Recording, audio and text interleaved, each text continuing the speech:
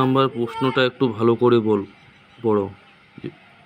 উপরের চিত্র বিশ্লেষণ করে বলুন কোন ভারতীয় চিত্রকর কবি নয়।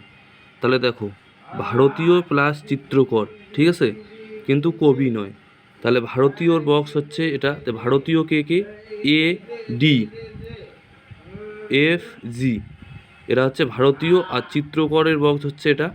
তো এবার ভারতীয় চিত্রকর, কবি নয়, তো চিত্রকরের মধ্যে কে কে পড়ে, ভারতীয় চিত্রকরের মধ্যে পড়ে এফ আর জি।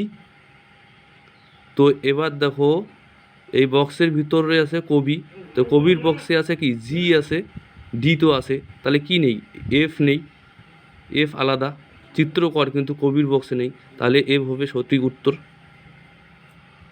78 নম্বরটার উত্তর কি হবে তোমরা সকলেই কমেন্ট বক্সে জানিয়ে দাও। ওকে, ধন্যবাদ।